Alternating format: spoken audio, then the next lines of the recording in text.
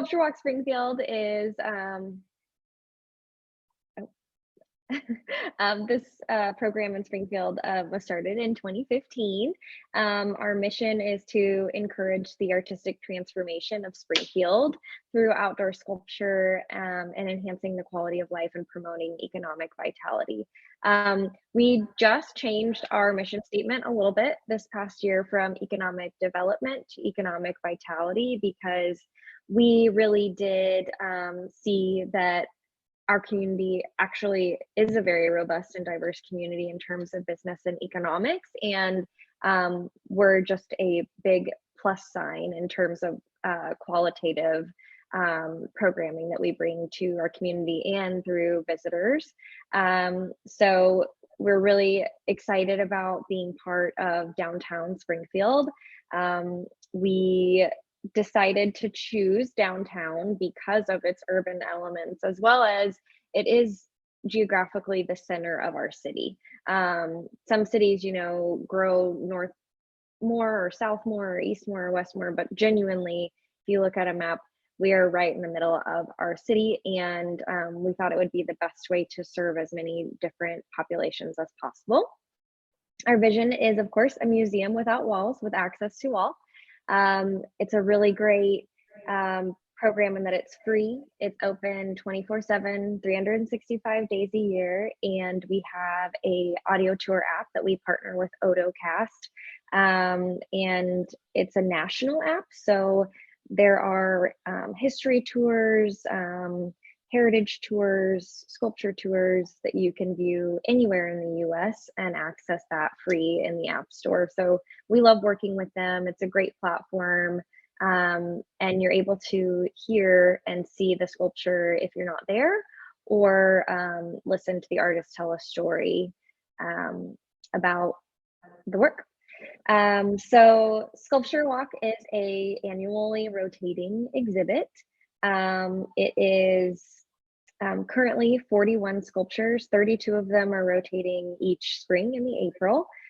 We lease them for a total of about 10 to 11 months, just depending on what the artist's schedule is. And we pay them a stipend to help them get them here. We typically award that when they arrive, and we hope that they love our program and come back each year and reapply. So we're all volunteer based except for myself. We have a robust board of 13, lucky 13 people that are artists, city enthusiasts, engineers, educators, bankers, anything you can think of. We really try to bring a diverse perspective in terms of how to accurately run an organization that is our own nonprofit. And we work with the city in terms of executing contracts, making sure that people are safe when they interact with our works, as well as keeping our city efficient and vibrant and meet their missions as a unifying front. I'm not changing these slides at all. Yeah, I'm doing it. Oh, I'm doing it for you. No, I'm like great. listening to your talk, and when I'm looking at the next slide, and if you talk about what's on the next slide, I've been forwarding it. If that's okay, let me know if you want me to go back. That's great. I just was like, I'm not touching it. I don't know what's happening, but it's great. Okay, so why does Sculpture Walk work? So we have a really interesting community in Springfield, in that we are called the breadbasket of talent because we've had a really rich cultural history of music and performing arts in our area. We had the Country Jubilee start here in Springfield way back in the day, actually in downtown Springfield. And it's just grown ever since then. We have 2 over 125-year-old music venue and theaters in our downtown area. And in our region, our data collected in 2019 said that over $26.2 million in revenue in our region, which is just 27 counties in Southwest Missouri, was generated by people consuming arts and culture. So that's a huge economic driver for our state. and we're constantly fighting for that recognition and working towards being a good steward of building a great community. So why does this work? We ask ourselves all the time because we don't have people coming specifically to Springfield for Sculpture Walk, but it's always an additive to their experience. A lot of the city data where we live is quantified by heads and beds, so people staying in hotels and staying overnight. Whereas in our region, we have so many small communities that drive the day and come and stay the whole day and leave. So we're all about qualitative assets in our community, not necessarily just quantitative. So yeah, this slide, it says the role of public art.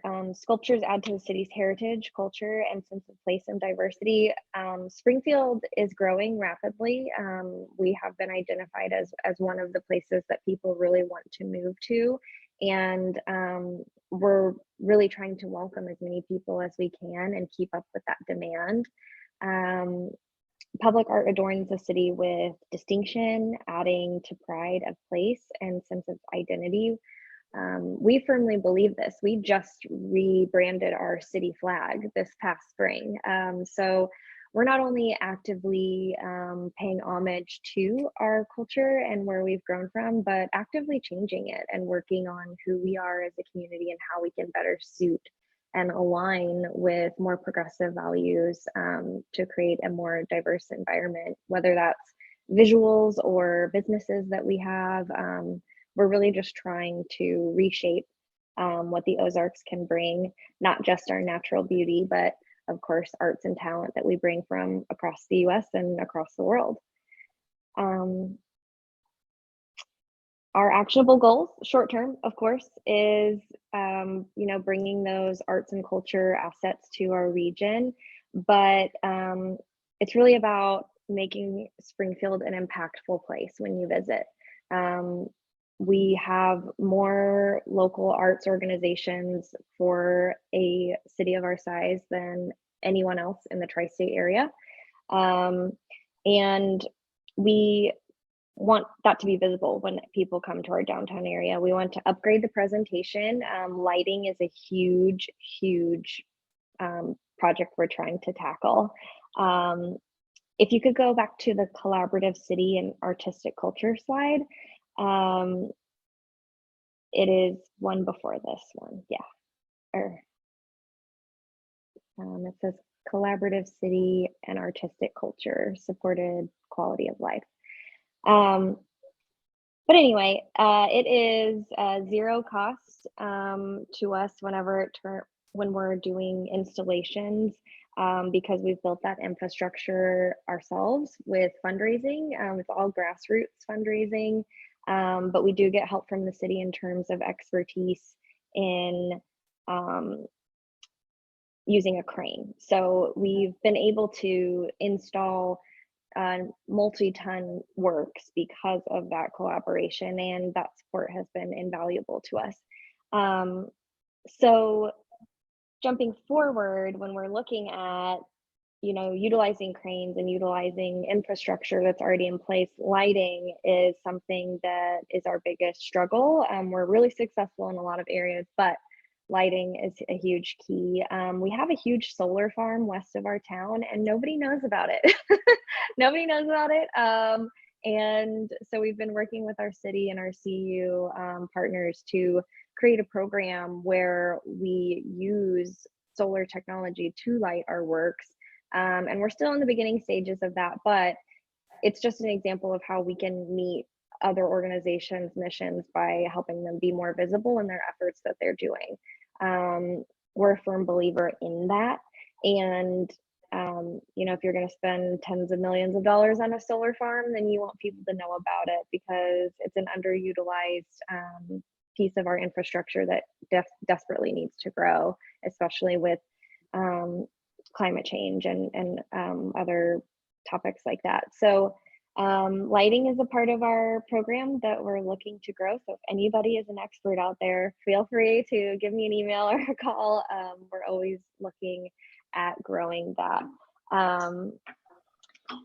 So yeah, and everybody knows art and light they're together. They're combined and it's a wonderful thing. Um, so let me look at what's next.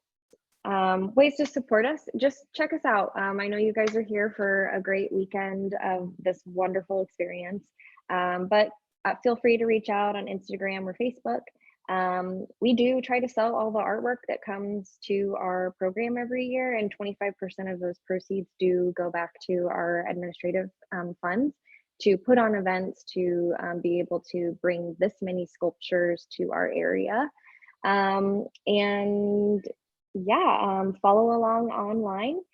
We really try to do YouTube channel specials, and then our Otocast, of course, and our Instagram and Facebook. But I think that's kind of us in a nutshell. Thank you.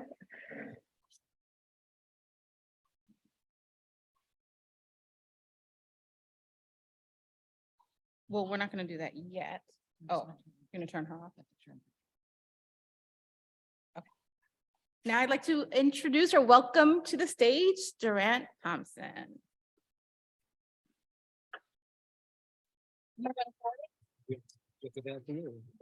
Okay, so this is the thing, all right?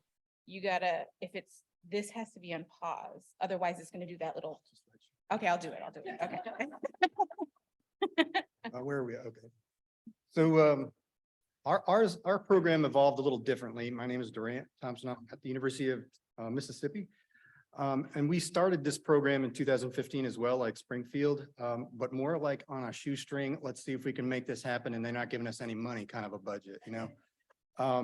So it was the Arts Council and the art department, along with some community artists that just tried to get it off the ground. And basically there is no Avery.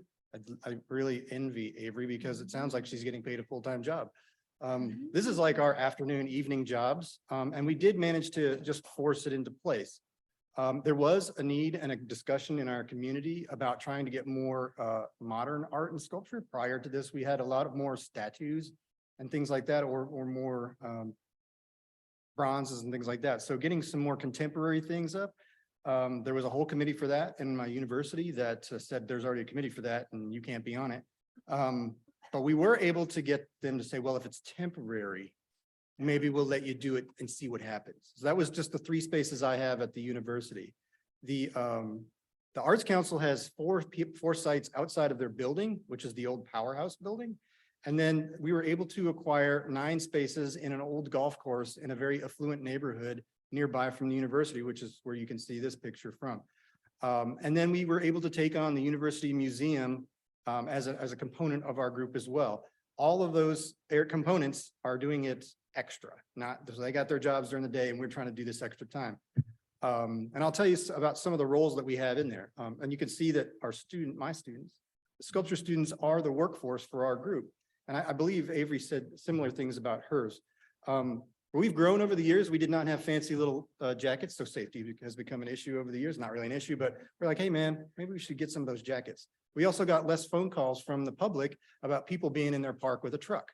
You're like, oh, well, they look official with those glowy things on. So, but I have had to discuss things with the police a couple times. Mostly in the park. So the museum has the most funds, but we try to offer a sort of a blanket honorarium for our stuff. And I think Avery and I talked about this last time too, is that it's always a discussion how to get that honorarium up. And as an artist myself over the years, we're just barely keeping up with the cost of travel and possibly hotel. As a person that has a job, if I broke even, I would be like, that's great. I get to put it on my resume. But for the artist that's doing it professionally, there's no profit there. So trying to get those things bigger and higher, I think Hattiesburg actually has a couple of higher prices than us. But depending on which way your program grows, you never know exactly what your board's going to look like, what your budget's going to look like, where it's going to come from, how you're going to get insurance. We have 4 different kinds of insurance because we have 4 different sites. And so sometimes that changes what we can put where. Some artists don't want to put things up if they don't have insurance on that particular site. We now have insurance. We have insurance for everything for liability, but we didn't have always like insurance for replacing the piece cost. That was always the bigger one, is like, everybody's got to have liability, but if you want your piece back, that's another story. You know? because it's just temporary. So we deal with a lot of administration, people, a lot of administration above me. My colleague, Wayne Andrews at the Powerhouse, he is paid, but he's doing all of the arts in all of the communities for the Arts Council. And I am just one component, or our group is just one component. So he writes the checks, he sends out the emails, and he says, what do you need, Durant? And so I said, I need a tractor. And every year we have a big tractor and we get it for like 2 weeks. I'm not sure how Avery does it, but a lot of other programs have like 1 day. I think Delta State has a 1 day, bring all your stuff this day or else. And it's a really big crane though. It's really beautiful. Blossom. Yeah, you got a really big crane. But so we try to offer it as much as we can, but it's really helped bring along the community to appreciate more contemporary art, color, for God's sake. Some of them get mad. One of the art history teachers said she was making her whole presentations for CCAC about how the public art was disturbing for pleasant nature walk. And I say like, well, we're all entitled to our opinion, and I'm glad you're putting us out there in the public. Even if it was negative, we're getting some publicity, right? So we also have students make pieces. Originally with the Powerhouse, before this program started, they actually had four sites that where he wanted to be like, I just want student work out here, but we don't always have enough students making work that size, and it takes a really long time. And the turnover was 6 months. So I had to talk to him about like, let's try to introduce some outside stuff. And then we got the site on the golf course. We were able to kind of bring the school really likes us working with the community. So they really got behind that to start this up.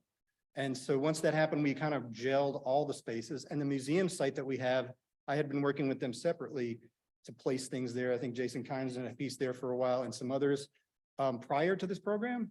I'd love to get a piece back, by the way. But once we got all of them together, we were able to sort of have an organization. I can't officially say it's as beautiful as Avery's, but we still try to make it work on the budget. Our budgets have come up. So after we got it off the ground and spent all of our money and time doing it, they're like, well, maybe you can have some scraps, But so we were able to get the honorariums up. We were able to get, the city wants us now in the next few years we added two sites at the museum. From the provost, we are gonna, the mayor is going to allow us to start putting things in the roundabouts and see if we can cause accidents. I always worry about the roundabouts. And then I think on the golf course, we really want to do some more pieces, but I'm really impressed with how many pieces that Avery is able to deal with. We are also working on a permanent collection with the university, which I think is something that they have. That also has a bigger budget.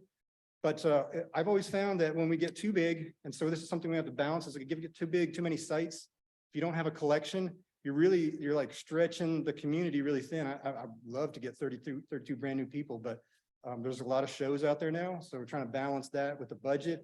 Our sites are a little bit unique, and this is something that I came up with because they gave me a really tiny budget in the beginning, was that we have a 2-year cycled program, which is a little strange, but we cycle half of the sculptures out every year. So about 10 new ones go in every year, but every year there is 20 pieces. So we had more on display, but we were only cycling out. That was really tough in the first year because we had to find 20, and I asked a lot of my friends, because that's what you do when you get started. I think I did that for a few in Missouri myself.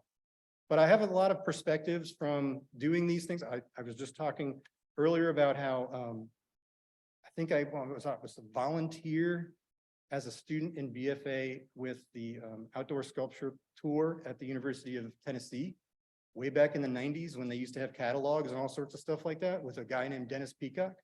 And he taught me all this stuff. I just talked to him the other day, he's still kicking it out there in Washington State.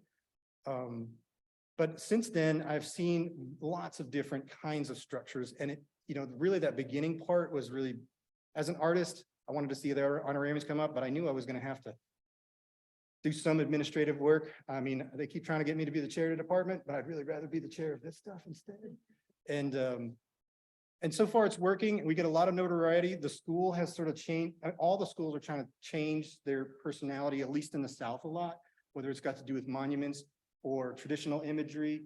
And so all of them are trying to do something, whether it's murals, which we have a few of those in our community as well, or this public art stuff. I would really love to see our program grow, which it has not gone backwards. We made it through COVID. To see it have somebody like Avery, where we can have an administrator that's running them all the time. Right now, my students, I just realized this a little while ago, but pay my student to run, not my alumni student that's at LSU now, to run Instagram because she's awesome at it. So if you say something on our Instagram, Cecilia is going to return that email. I think there's, we'll go back to one with the letters. So Cecilia, that's my Instagram colleague there. And she does a great job. If you have comments or if you want more pictures, she goes out there all the time in the snow and does stuff for us. So and the students learn rigging. They get to do everything except for drive the forklift because it's a big forklift. But and here we're going to talk about some of these, I think, a little later, right? Like I said, mine is not quite as structured, but I have a lot of experience over the years with lots of different cities. I also traveled to a whole lot of them and got to see different things. Some people pay up front, which is always nice to the artist, because if you have to pay from the school, they're like, no, we need your W-2, W-9, and we'll pay you sometime in the next year. You know, that's not as good. So there's just lots of different ways. And so there's the administrative side, and then there's the professional artist side. For Ian, who's over there in the yellow shirt, he actually put a piece in from North Florida. He was a student there. We were able to recruit him to come to school with us for a grad program. And he sold his piece in the first program. And then he worked with us and he had made another piece, which is up there a little earlier. And then he was able to get jobs out of this. So really trying to, formulate not just the public, but the academic, having them learn when they're not, they get more voices than just mine. I'm just a teacher. Sometimes it looks like I'm their dad. But when you guys come in, there's a whole bunch of you guys. I'm so glad to see you from David and Isaac and Jason and Lawson, to say the very least. All these people have come and they get to hear how you guys think as a professional artist that's not got academics with it, how they survive, and how to move it, how to band, there's always a different way to strap something down. I can tell you that. And whoever's driving the car, that's two straps, right? So anyway, we'll move on. That's my program, and please apply. It's Yokna Sculpture Trail. If Yokna is Y-O-K-N-A. It's sort of a play off of some Faulkner books and also the county that we live in up there. So it kind of crossed over. I think one of them is a make-believe word and the other one is actually a real word. But if you check us out, it should take you right to there. And we also apply in January and make our decisions, I think, within a week or so. And we usually do installs over spring break, which my students love that. I think we're gonna, because of the funding issue. I think we're gonna just have. All right, I'll send you. Okay. Let me get water. Okay, good. Okay, so on our last slide, we do have the contacts for all of us, so that you can take a photo to get in contact with us. If you're interested in applying, or if you have any questions for the panelists. So now I would like to move on to our discussion round.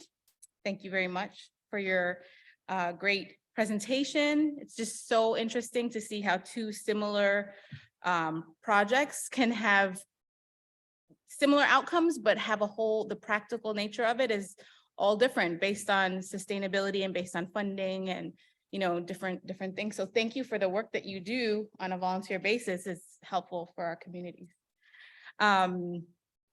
So our first of three sections is talking about the practical nature, which both Avery and Durant spoke on a little bit, but we're going to elaborate a little bit on those processes. And we're going to ask one or all of these questions. When do legal and economic issues affect the sustainability of your program?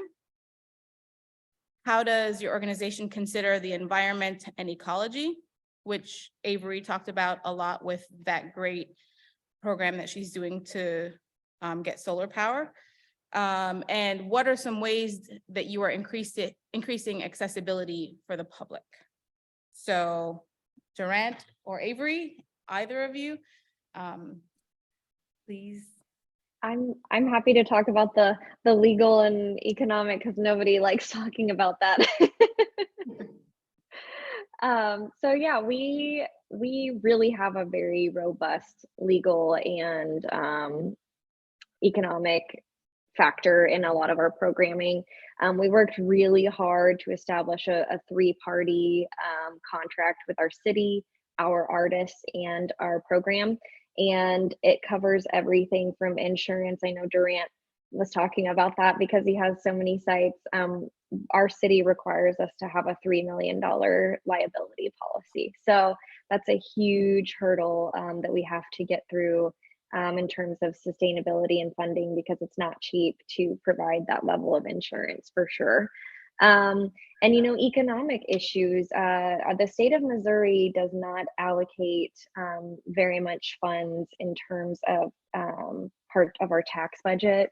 Every 3 years, it goes into this thing called, I believe it's called, it goes into sunset laws. So you have to renew it every 3 years, and we have to fight at the legal and state level to reintroduce the same level of funding. We haven't been able to grow that level of funding at a state level for 9 years now.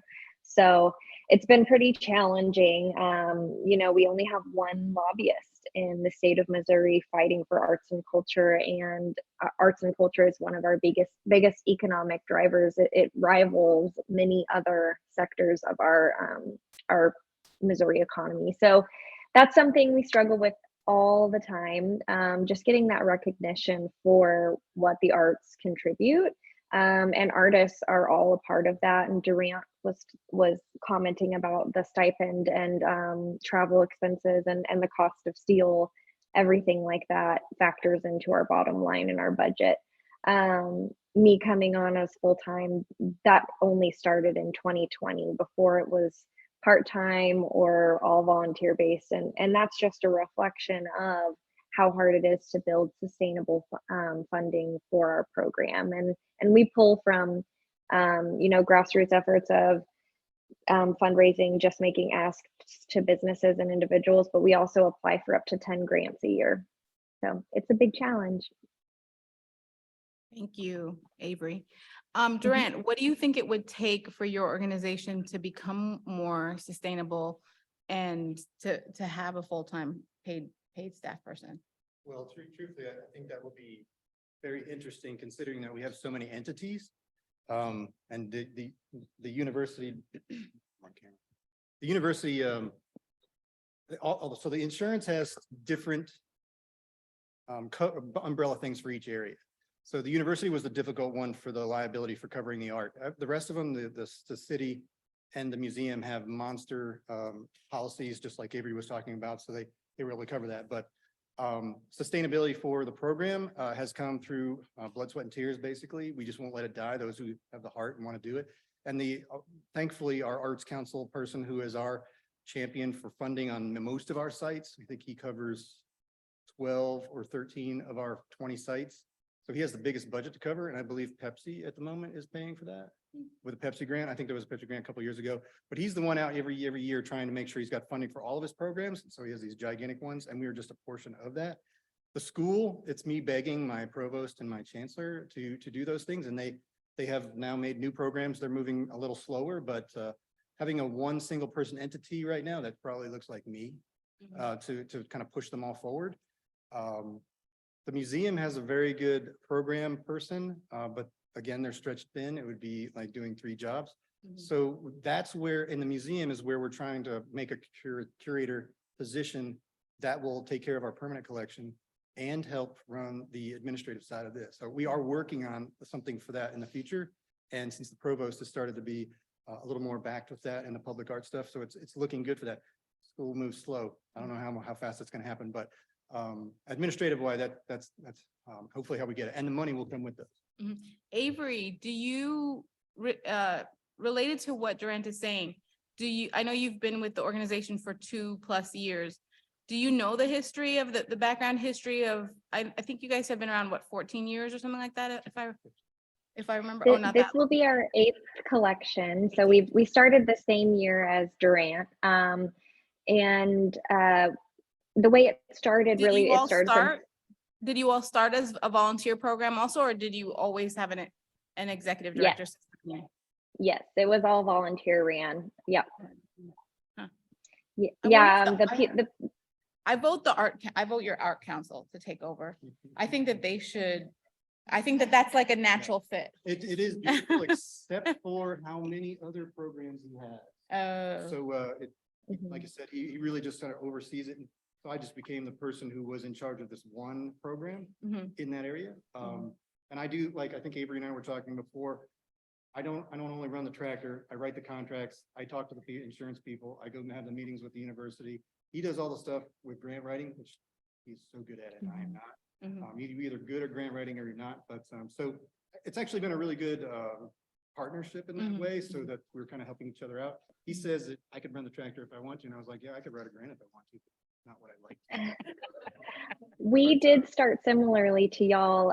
We did approach our arts council to be part of their programming, and our arts council was like, this is a great big program, and we think we should support you in becoming your own organization. So our arts council did help us achieve our own nonprofit status. I think that was 2017. So yeah, it really was just a bunch of sculpture nerds that really wanted to get some sculptures in downtown Springfield. Thank you both. Okay, I'm going to move along to the next question. We can come back to this if, anything inspires us to do so.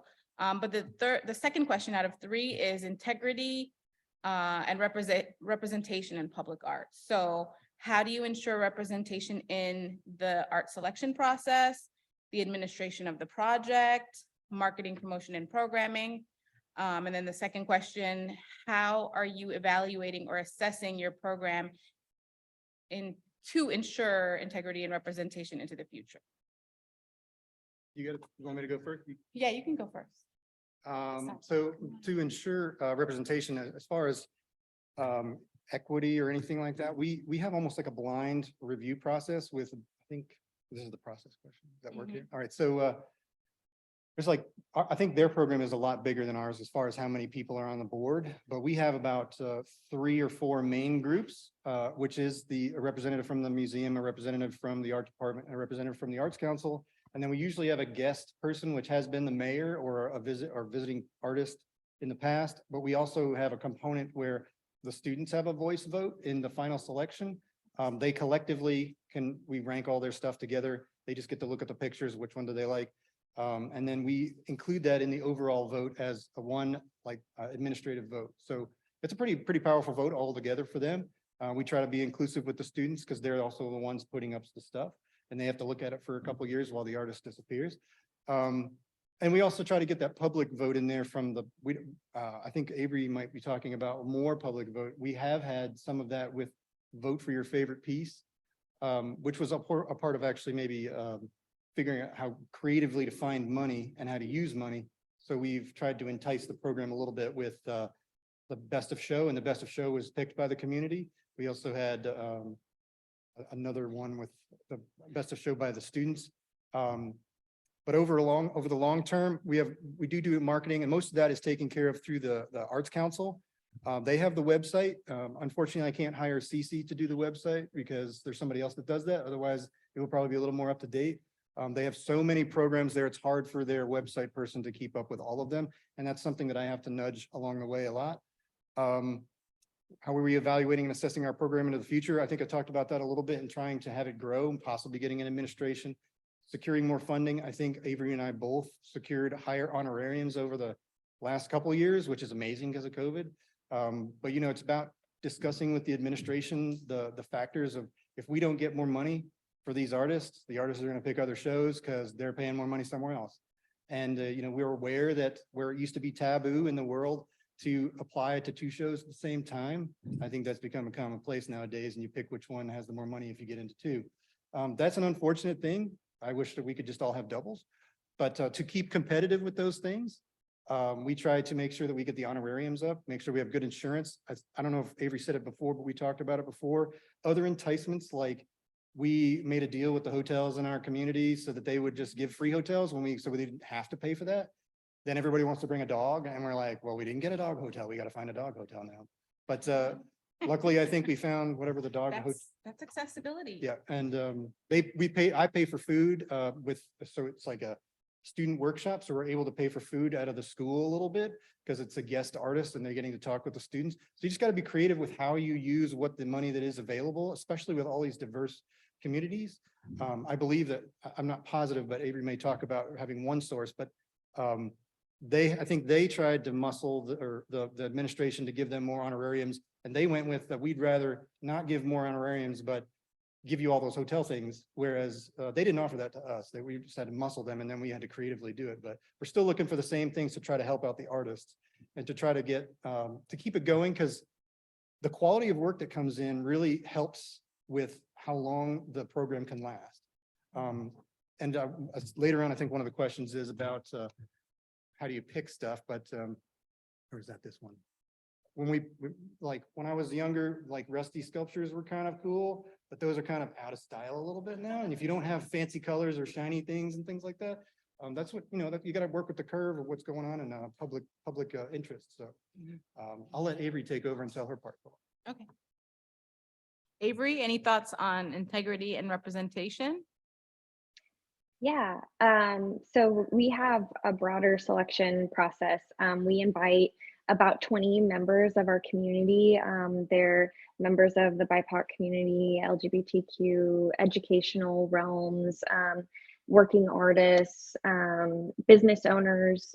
We really do try to include everyone in looking at this art and bringing their perspective of how the art that's presented may affect our community and if it's even relevant. We base a lot of our selection on quality, safety, just visual appeal, but also is this a message and a piece of work that is going to challenge us as a community, maybe comfort us as a community. So we really do have those broad conversations while we're making the selections, and just really trying to ensure that the art we bring here isn't just quality of looking at it and saying I like it or I don't.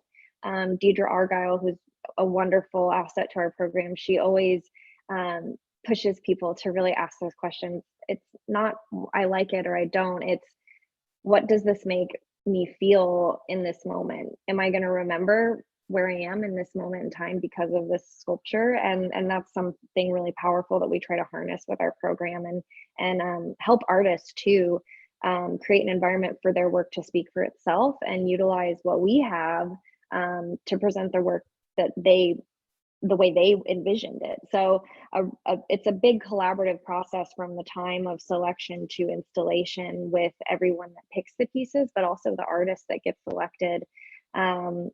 I've, in the past 2-3 years that I've been doing this, I've had more interesting situations installing work. And it's been really wonderful because it allows the artists to really tailor their work in our community. And it brings a piece of who they are, not just the artwork, but how they work as an individual and a professional. And I just love that learning process. And I know that that experience gets poured over some of our student workers that help us create work and install work, but also the tried and true volunteers on our board that have done it for many years.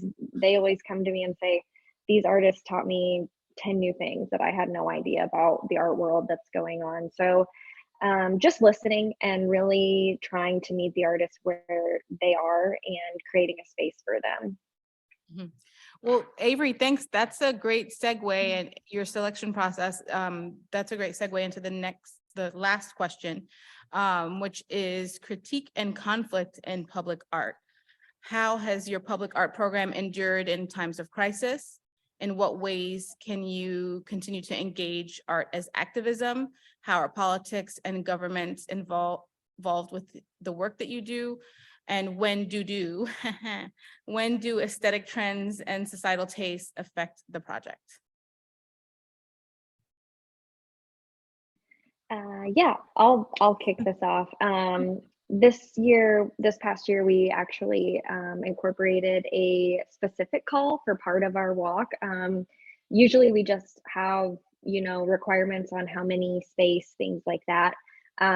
Whereas this past year, we decided to have a little bit of activism and part of our mission and decided to dedicate a portion of the walk to healthcare workers, just as an homage to everything they've endured over the past 2 years with the pandemic, and also for the public to have a space where they can have a different way of processing what's been happening and coping with maybe some loss or changes in their lives. So typically before it was just come and see it, enjoy a museum. And this year we decided to really try to create an opportunity that's different than just talking to one another in a conversation way. It's more of a literal way where you can touch and feel another individual's expression of things that we've been going through with the pandemic. So that was our big effort in trying to be more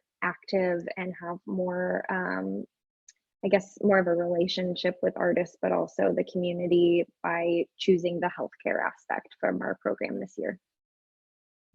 Thank you. And was your program affected by COVID?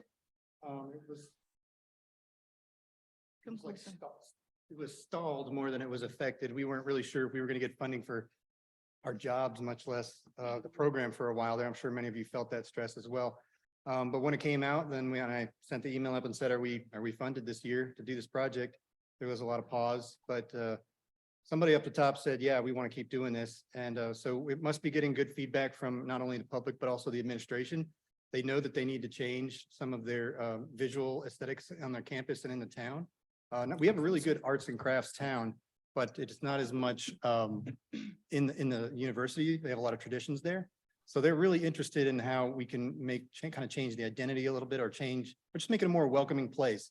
One of the things that I would like to talk about is I do have 3 stories if you're ready for those stories. Well, we have to give a quiz. Oh, we have to give a We're quiz giving first. you guys a quiz. But if you want to go, if you can go to the Helix one really quick.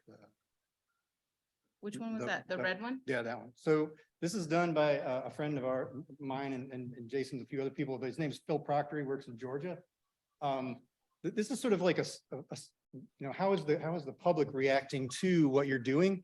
And we put this piece out. The lawnmower guys hated us. They wanted us out. We were like banned from putting things straight in the grass ever again for a while. But this is just the group of students that was putting it up, and the artists and a couple of the artists are there. But this particular piece had one of those Pokemon banks put in it. Whatever they call those. What do they call it? A what? A Pokestop, whatever. So they made it a Pokestop. I kind of find that to be a good sign that everybody started posting things and go get your picture taken on it. You're not supposed to climb on the sculptures, but there it is. Actually, this one was in the newspaper. Don't climb on the sculptures, but it kind of generates a lot of interest. You can get a good reaction kind of feel. And then I'll tell you about some more reactions by the public in a minute, but. Okay, so your quiz is based on Durant's sculptures. And he has had some controversial sculptures over the years. But the last 3 slides of his presentation, this piece, what's this piece about? This was a piece done by Chris Wugner, who has some political content in his piece a lot. I think it's already on. Can you hear me? All right, good. So he has a lot of political things in his pieces. He's been making these shapes for a long time, but he has recently, I think, incorporated some of the discussions with his wife and the activisms that they've kind of gotten with government and things like that. So when the committee was looking at this, they were a little worried about reactions of different perspectives in the public right now, especially with some of the things that have been going on over the last few years. Strangely enough, that is not what they reacted to on this. We were putting in last year's round of sculptures, and some woman came out from her house with her 2 kids and was like, "Is that piece leaving?" And we were like, "No, it's got another year." And she was like, "Man, it makes a gigantic noise every morning and every afternoon as the sun comes up and goes down because of the change of the heat." So it goes like boom, like a big drum, and boom. She's like, "I'll be ready when that one leaves." So I was like, "So do you not like the sculpture?" And she was like, "No, it's all right. No, wait, I don't like the sculpture, but I really just want it to stop making noise." But that community has really kind of rallied around some of those things. I think that they enjoy kind of being a curator or critiquer person themselves. They like to come and talk to us and tell us what they think. Like I said, the one lady that came with the police we were putting in a piece on the flat zone of the park, and I saw the cop car park on the side, and I was like, ah. So he came over and he was like, "You guys putting up sculptures here?" And we're like, "Yeah." He's like, "There's a lady called over there. She said you got in the path and made her walk in the grass. I have to fill out a report. So what's your name?" And I was like, "Yeah, here's the mayor." She said we could be here. And he's like, "All right, now I got to go talk to her, So let's go back one. This one was one that actually didn't get in our show, and I was really disappointed because Oh, we wait, don't. don't tell them the details yet, Don't 'cause tell we the gotta quiz, we gotta Okay, quiz please. them first. But so this one this one I asked him to describe because I wasn't so sure about what the concept was. I mean, this one you could see it's a figure. And then this one, tell us just briefly, what is this one about? Robbie Barber has a strange brain in his head. He's been making these pieces for a very long time. When I was an undergrad, he had a piece in our sculpture tour, and I was like, why is there a mobile home on top of, like a lightning bolt or something like that? Well, he did bring, am I talking about this one? Nope, Nope. not yet. So there's a baby carriage on top of what?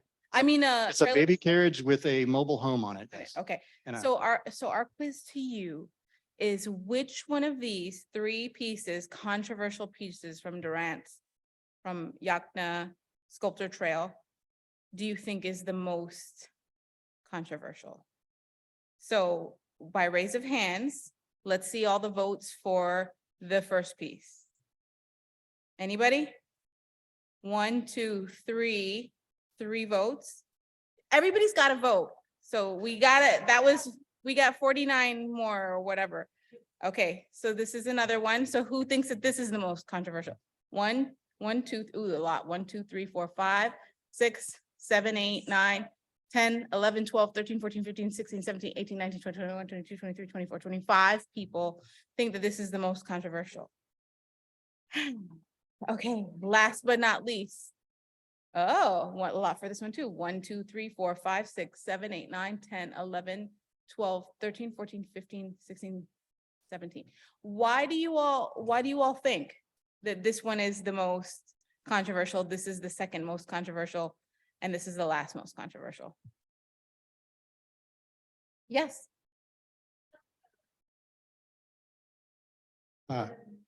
It was a lady named Jean Benedict. 8.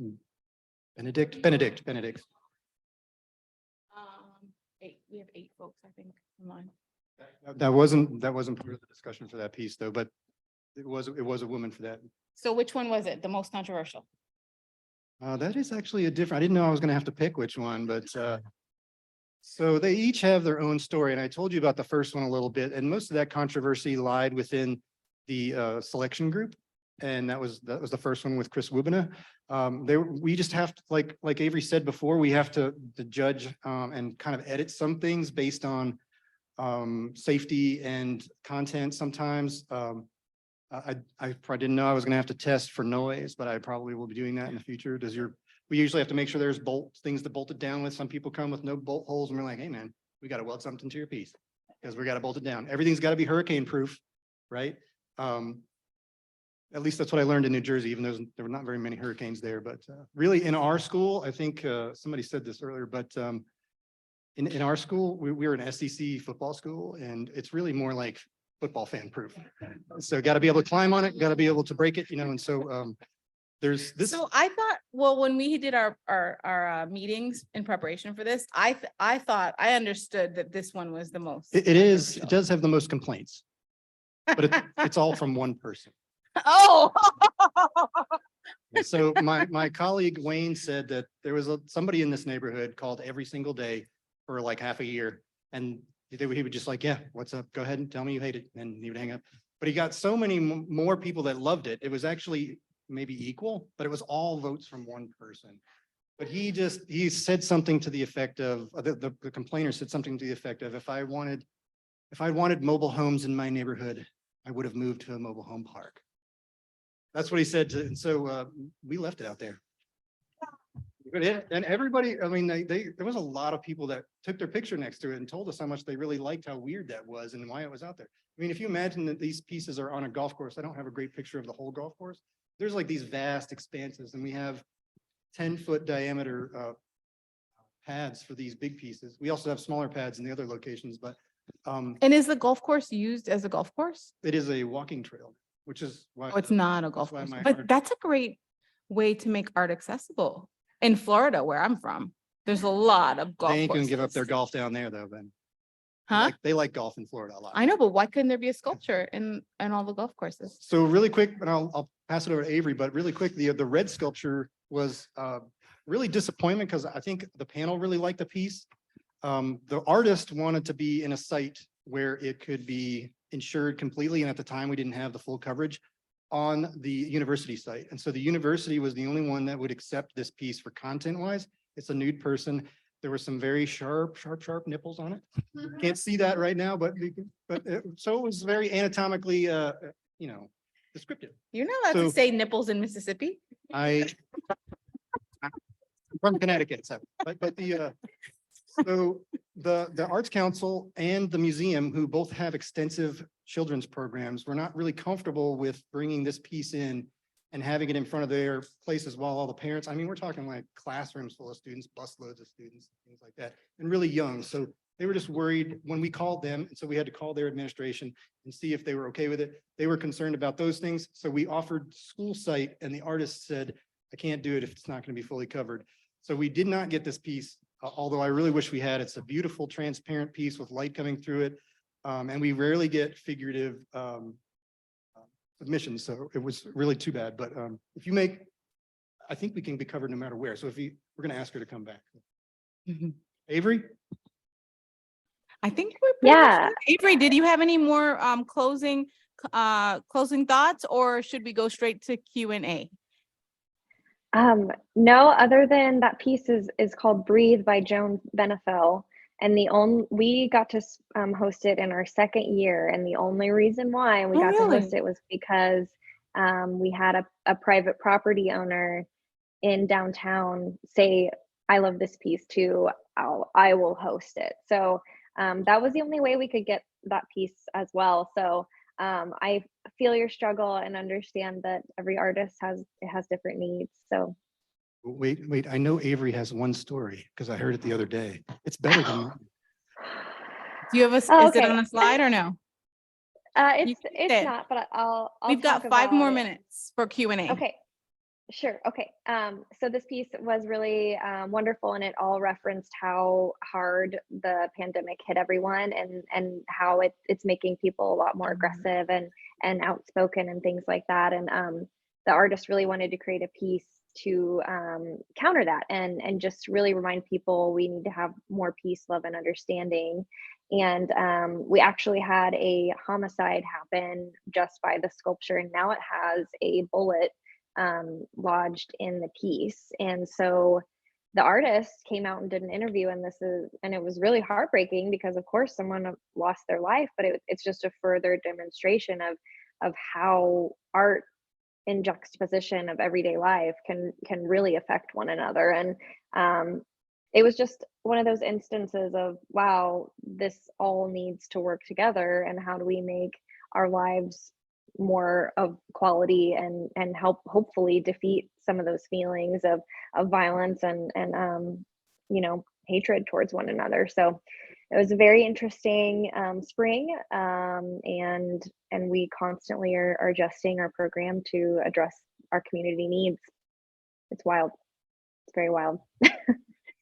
Thank you, Avery. And Mhm. thank you, Durant, for all of your great information.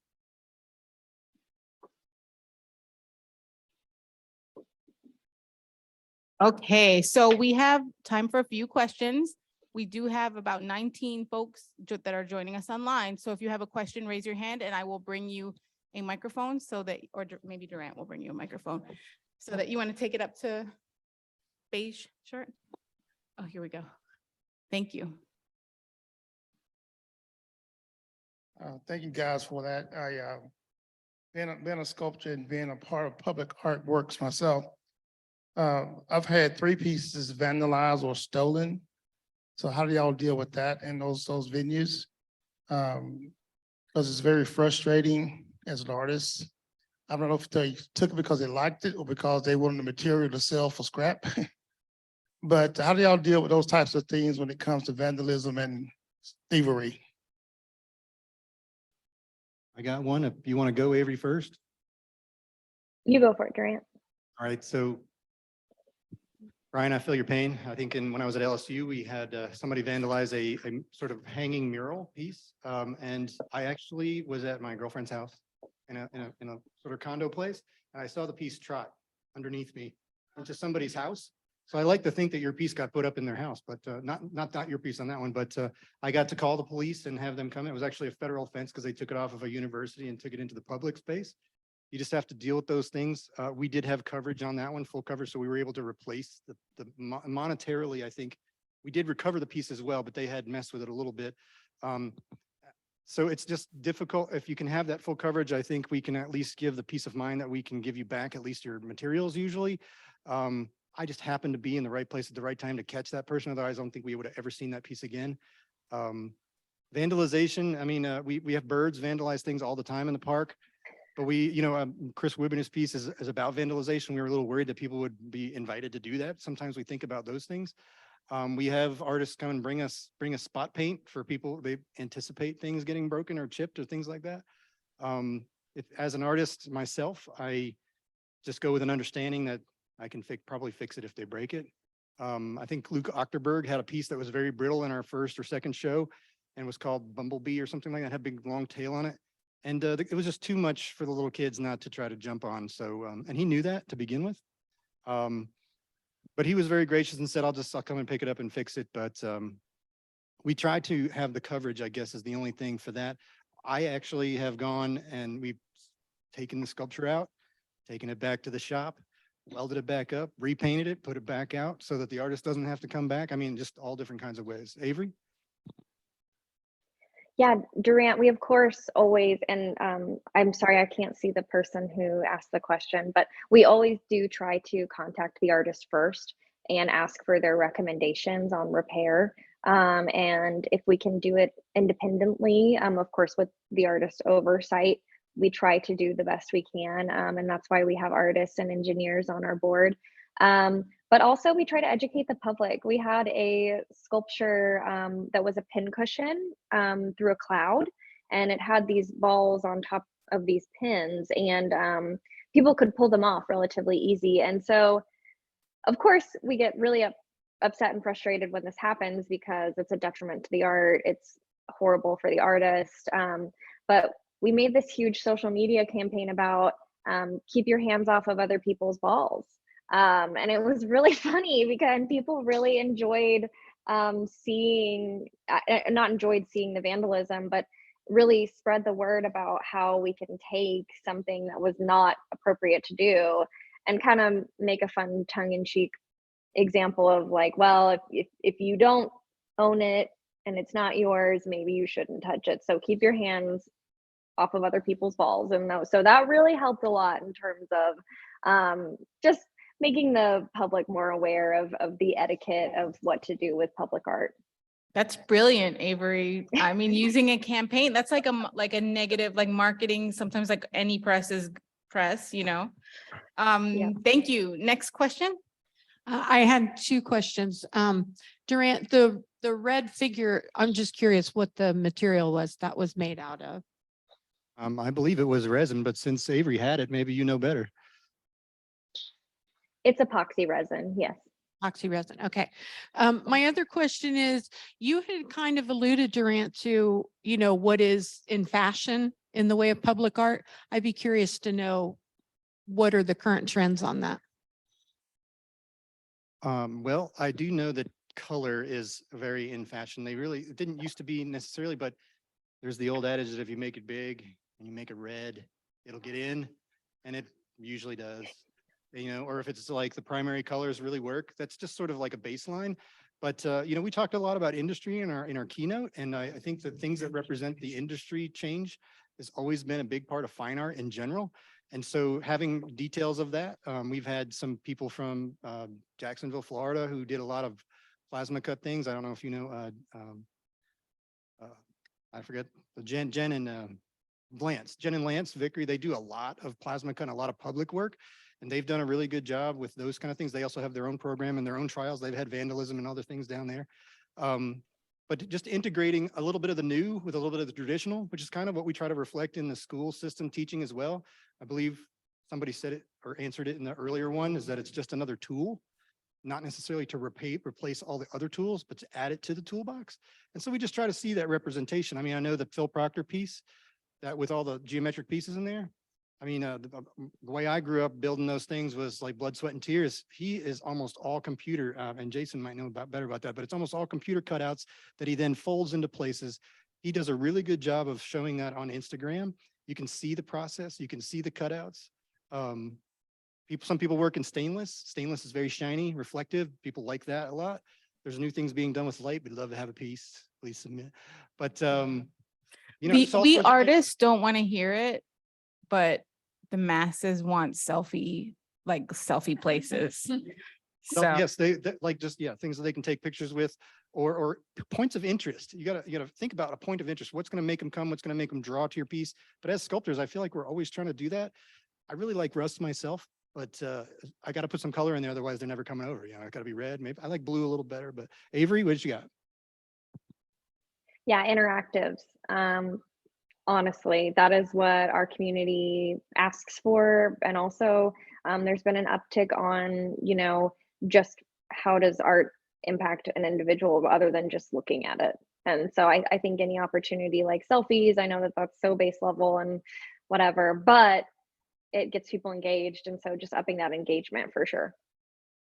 I do have to say with the engagement or the interaction comes the safety issue. Because Yeah. we've had some things that spin or rotate, or you can, and those are always just the installers and the insurance guys. They're always like, no, don't get on it, don't do that. But that is kind of what the public wants a little bit. So it's a balance of each as we go along. I also like the boldness of is it Anika? Anila. The one piece that she had where it was projections on a basketball court. Like that's bringing public art to the masses. You know what I mean? Okay, so we have time for one more question. Okay. Let's get the mic. Yeah.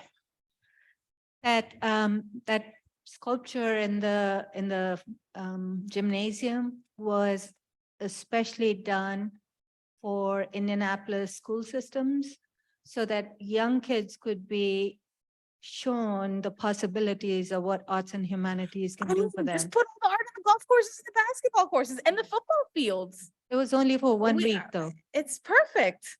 I think we came to a conclusion today. I mean, I did. That integration's key. This question's more for Avery, just thinking about your program. This is Letitia Bahuyo. And Springfield program, Springfield Sculpture Walk, the relationship that you have with Missouri State University, I think has been really beneficial. You mentioned Deidre Argyle. Can you share a little bit, because I know that, I don't think Durant, your program welcomes proposals, but I know that, oh, it does. And so can you both then talk a little bit about like the benefit of having where artists can propose an idea and then use the funding to make new works, and then how that might also welcome students to be able to be a part of that sculpture walk? Yeah, so good to hear your voice. I'm really excited that you're here. Yeah, so we have a really great relationship with Missouri State University, Deidre Argyle. She is their sculpture professor over there, and Missouri State University has a great exhibitions program, and you can submit work to be presented on campus in their exhibition spaces. We've got a really great facility, multi-building facility called Brick City.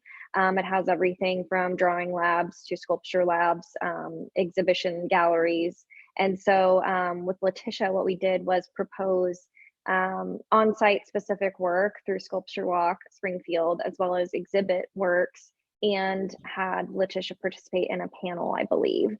So it was a multifaceted platform that we were able to provide to artists so they can, you know, keep working and spreading their wings in terms of professional opportunities. And so Missouri State University is a wonderful supporter of just having more opportunities that Sculpture Walk can provide in different settings for artists. Did that answer the question?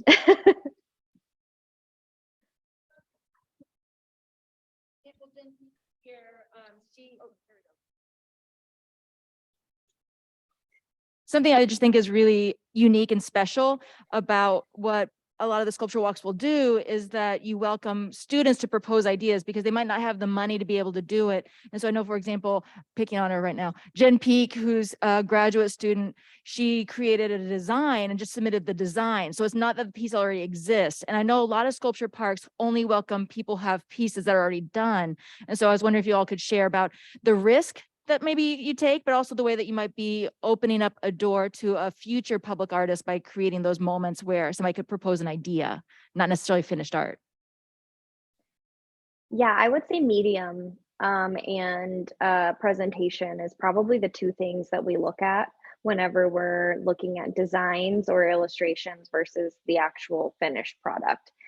We do have a variety of presentation opportunities on our sculpture walk. So we do have a little bit of that flexibility to imagine along with the artist and kind of take that risk as long as kind of like what Durant was saying, nothing's gonna poke or hurt someone. So we really do look at both sides of the coin. Of course, we want the benefit of having the most new cutting edge sculpture that an artist has to offer, but also provide that opportunity for that artist to, build a new piece and have somewhere to place it. So we don't have a site specific offer yet, but it is something that we've talked about.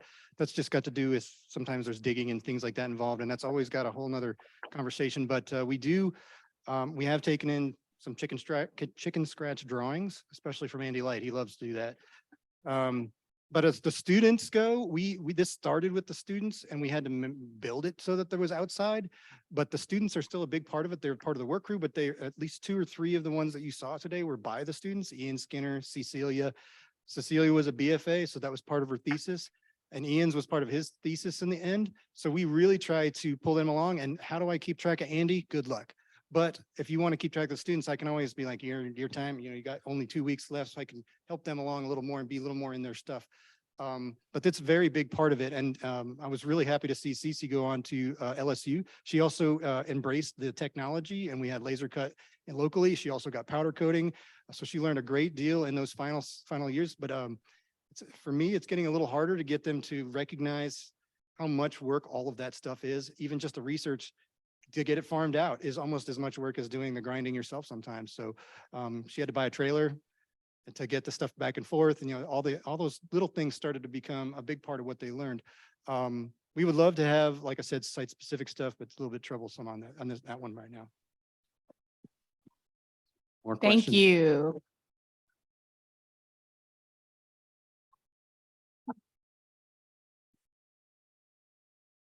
So thank you all for being a wonderful audience and for your great questions. Please do take a photo or jot down our contact information if you have any questions, or just to keep in touch and to check out what the 2 sculpture walks are working on. So thank you. Thank you all so much. All right, thank you, Adrienne. Okay, we're gonna have a quick 5-minute break and then we'll come back with our scholarship presentations and the master's award presentation. So go ahead, go to the bathroom, grab some water and come back for our scholarship presentations. Thank you, Avery. I just sent you the new one. Well, no, it's not a new presentation, I think it's a headshot, but it's just the bio so they can pass on the computer and read off them so they don't feel like